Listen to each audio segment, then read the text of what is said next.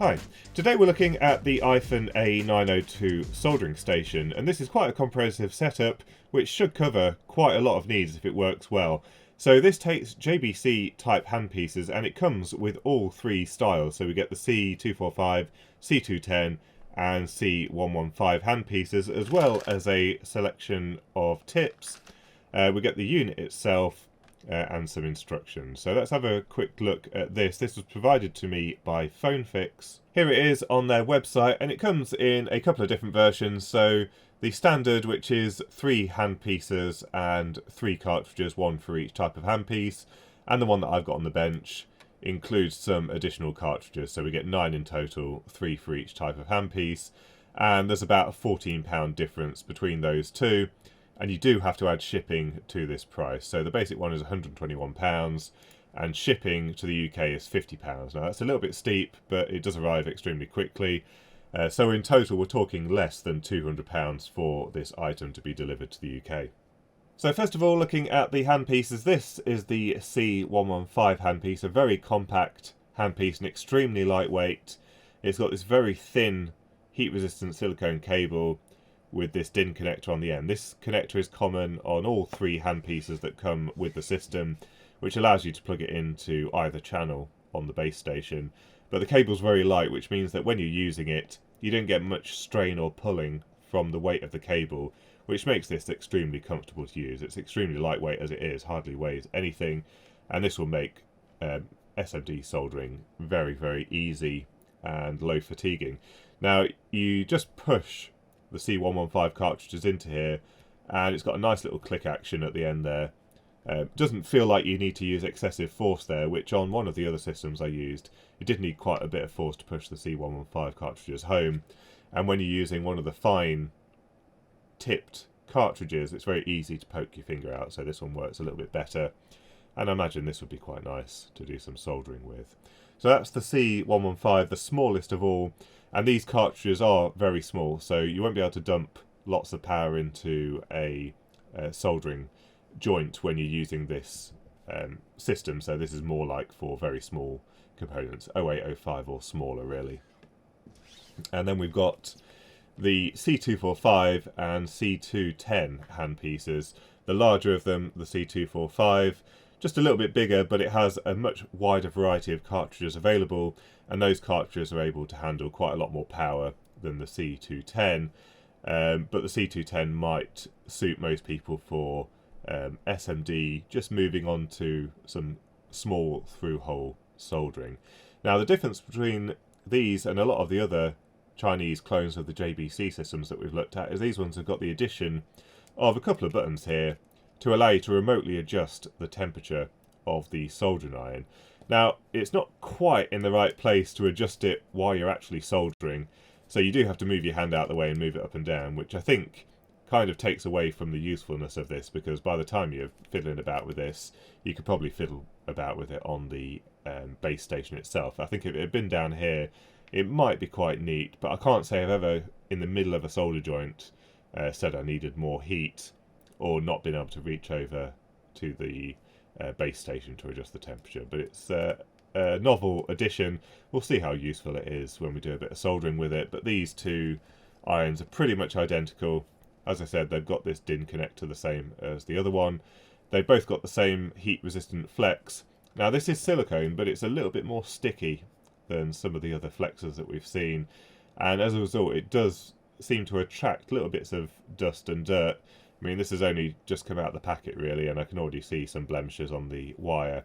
There's another soldering iron, I can't remember which one it was, that had this similar flex, and it does seem to just want to pick up dust all the time. You have to wipe it down if you want to keep it clean.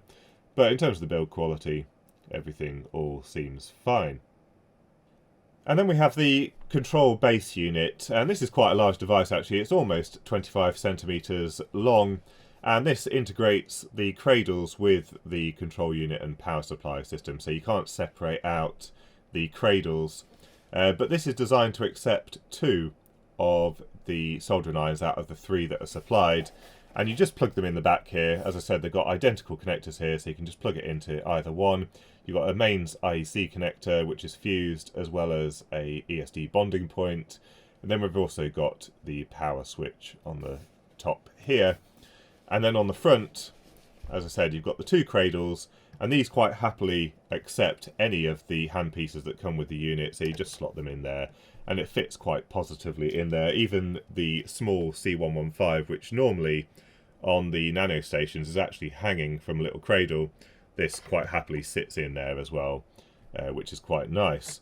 And then you've also got two areas for the brass wool, so that's designed to clean your tip when you're doing your soldering. You've got this weird bristle pad, which is quite soft actually, but that also will help clean your tip. And then you've got the traditional sponge, which you just wet and allow it to clean the tip as well. And these cradle parts here are actually adjustable, so you can adjust these up and down depending on the height that you want them. What I have noticed is, depending on how you've got the standby modes set up, on many of the other systems, if you have it at too steep of an angle, you actually end up heating the handle itself if it's too steep. So you're better off with a shallower angle, so any heat off the cartridge rises up here and not into the handpiece itself. Then you've got the kind of standard story here for removing the cartridges. You can just use this to help pull the cartridge out whilst keeping the whole thing hot, and you can just put a new one in. Obviously the new one you have to have is fairly cold. You get it almost there, and then you just use these little holes here to help push it into place.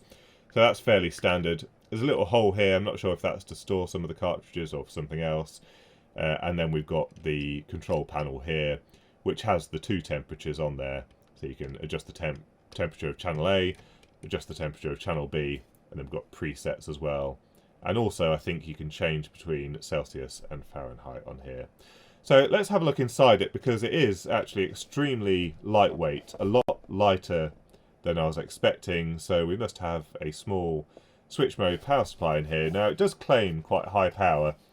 What does it say? It said 350 watts. So let's take it apart, have a look inside, and see if it looks feasible for the power supply to be able to supply that 350 watts. So 8 screws on the bottom, and it separates here. So we've got a power supply, and then inside the unit we've just got one control PCB at the front there. So fairly basic layout. Here's the power supply, and it seems to contain two independent power supplies. So the mains comes in through a fuse and through a common mode choke, and then it seems to split at that point. So we've got a bridge rectifier on each side, a capacitor for the rectified main, so 325 volts or so on both sides, and then we've got the actual switch mode controller IC and switching device mounted to this heatsink. It's not one of those all-in-one devices.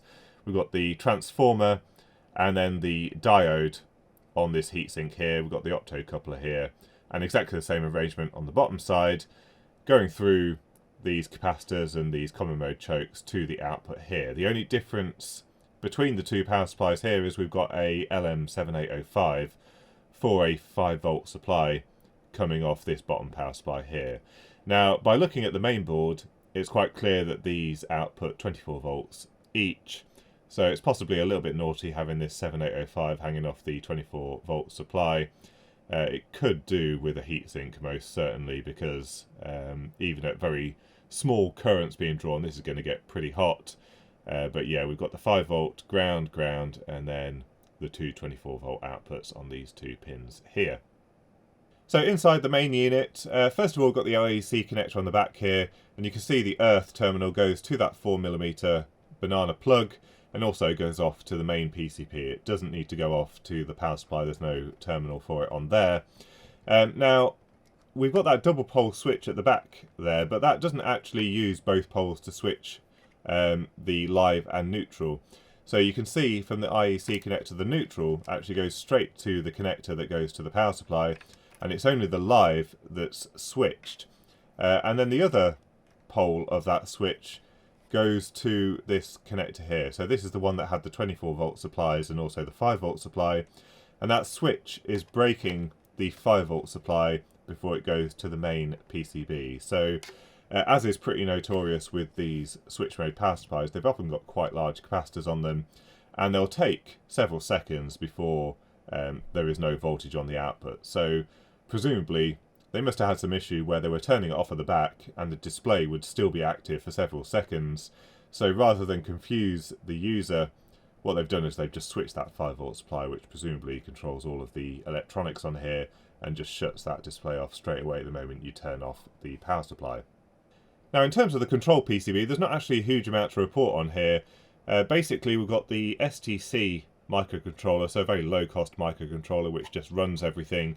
This AIP 1640, which you can see at the back here, is one of the 7-segment display controllers. So you just feed this with a signal and through a digital bus, and it displays whatever you want on those 7-segment displays. I think I used a 1640 device from a different brand on a project a long time ago. Very simple to control, and basically offloads all of the multiplexing from the microcontroller, meaning you can use something even lower powered. And then, as I said, there's really not a lot else on here. There's a couple of MOSFETs for each channel. We've got a couple of sense resistors so we can measure the power going into each of the heaters. But that is pretty much it. There is a wire going to each of the cradles, which goes to these 2-pin connectors here, which say channel A and channel B sleep, so it can detect when the soldering iron is in the cradle and reduce the power accordingly. But really there's not a lot else, so this is a very bare bones implementation of a JBC controller. Okay, so we've got the mains hooked up. Let's turn it on and see how it behaves. So we turn it on, we get a beep, and then you just get this blank display. So you can adjust the set point while it's in standby. And the same on this channel as well. And it's said to store a preset, you just hold down the button. Now I'm not sure if you can do that while it's in sleep. But let's say we want channel 1 to be 320. Yeah, and that's stored it. So you can do all your setup without taking the handpiece out the cradle. And if we remove the handpiece, immediately climbs up to temperature pretty quickly. And it looks like we've got a power meter as well as kind of a bar graph to show how much power is going into the heater. And just like the buttons on the front, we can adjust the temperature with these two on the handpiece as well. So if we press this, we can go up in 1 degree steps or hold it down to change the temperature rapidly. And it should be the same for channel A as well. So we take it out and we get a bar graph in yellow. And it's up to temperature 320. And if we want to store 330, we set 330 and then hold down channel 1. And that's stored it there. So we can recall any of the temperatures that are stored quite rapidly. And I think set allows you to change between Celsius and Fahrenheit.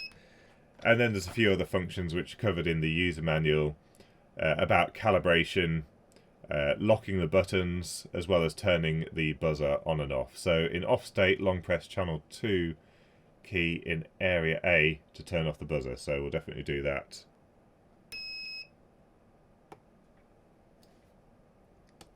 And there we go, that's got rid of the annoying beep. So we'll just tin the tip. And we've got the temperature set to 330, so let's see what the calibration is like on this channel.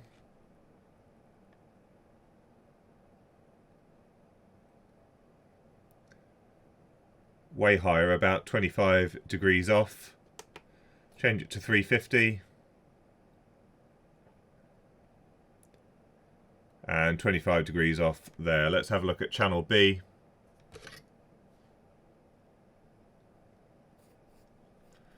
This is currently set to 300.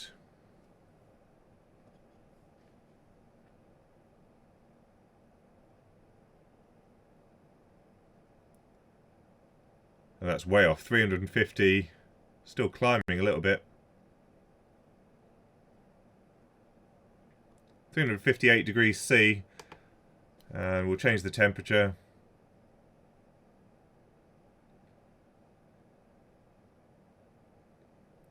Yeah, about 50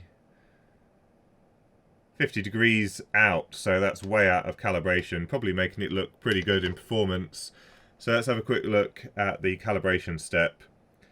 So press and hold the set button in the A-B area in the working state to enter the calibration. Press the heat and cool buttons to adjust the temperature, and after adjusting the temperature, press the set key to save and exit. So let's see if we can manage to work out what it's talking about there. So channel A, press and hold the set button,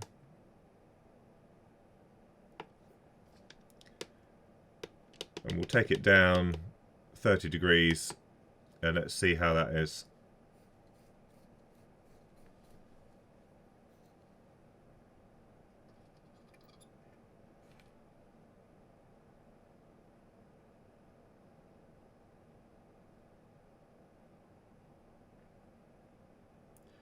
So now we're about 10 degrees out, so we just need to bump that up just a little bit.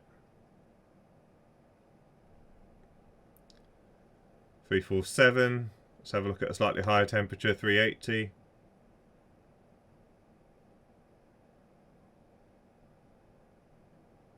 That's fairly good on that side. So presumably we would have to calibrate it when we change the handpieces. So it looks like for now we'll have to keep the C210 on the left hand side and the 245 on the right. And this one was 50 degrees out, so we'll hold down the set button.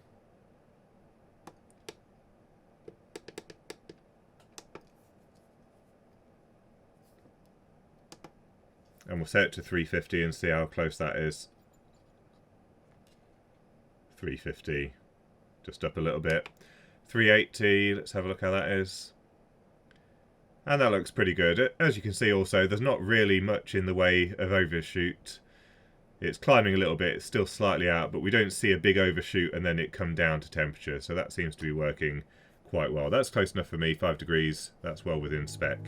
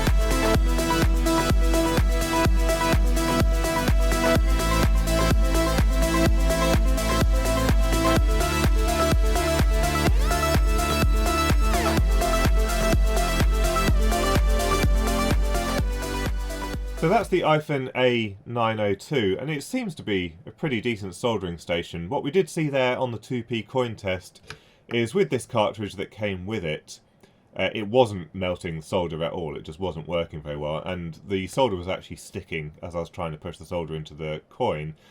That's not because the heater isn't capable of delivering power, it's just that it wasn't registering the drop in temperature. So all the whole time that I was applying the soldering iron to the coin and feeding solder in, this was just sitting at maybe 1 or 2% like it is now, and it wasn't dropping in temperature even though it clearly was. So this cartridge is not very good. That's the main problem there. Once we swapped it for a genuine JBC, then it had absolutely no problem whatsoever. And as you also saw, we did some through-hole soldering with each of the different handpieces, and the C115 really isn't designed for through-hole soldering, but it managed to do that absolutely fine, and it would be fine with surface mount soldering as well. So a pretty good setup overall for a keen hobbyist or someone setting out in the mobile phone repair or computer repair business. It's just lacking a few features that I'd like to see for someone who's looking for a more professional station. So the first one that you've just seen there is that when you put the handpiece in the cradle, it actually just turns the heater straight off. It doesn't do any setback temperature or anything like that. So if you're unlucky with your timings for how often you're doing soldering, it could mean you have to wait for the cartridge to heat up from cold to hot every single time, which will add a delay. Even though it appears to jump up pretty quick, this appears to be kind of a fake temperature. You saw how it just jumps up to 340 there, but when you do the same thing on the calibrator, it takes much longer for the temperature to get there. So maybe it's the temperature of the heater inside here, but it's certainly not the temperature on the tip.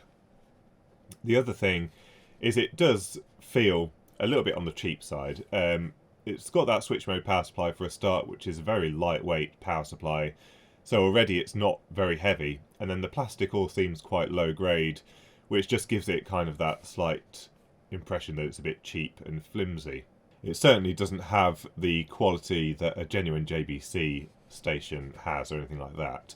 But if you had it sat on your bench, really, you wouldn't really notice that. I think it would do quite well just as a hobbyist station for general purpose use.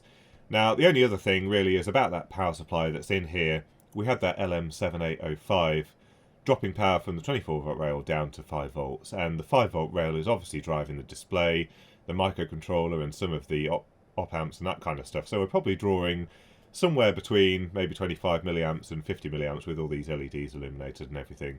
So that probably means we're dissipating at least half a watt, maybe 1 watt in that TO220 package, which means it is going to be running hot. So I think if you were going to buy one of these and you wanted it to keep long term, it would be well worth putting a heatsink on that LM7805 just to improve the longevity. And then at some point you're very likely to have to do a replacement of the electrolytic capacitors on that power supply as well. What we learned from the various other stations that we've looked at, the systems that fare better are going to be those that have a proper transformer in the unit, because these heaters were designed by JBC to run from an AC supply, and then you don't need the big bulky capacitors. The heater can run from a transformer directly, controlled by MOSFETs or triacs or whatever. They don't need that regulated DC supply, so they're not caring about the smoothness or anything like that. So you save all of the nice precision power supply for the electronics and everything, but you run the heater from the transformer directly, and then you don't need all of the power electronics with regulating a 24 volt rail, as they have done with this switch mode power supply. But just some things there. It's obviously a lot cheaper for them to build these switch mode power supplies, hence the price point for it. If it came with a proper power supply, a proper transformer, the whole unit would be more expensive and shipping would be more expensive and that kind of stuff. If you want that, then you probably want to look at the Aifen.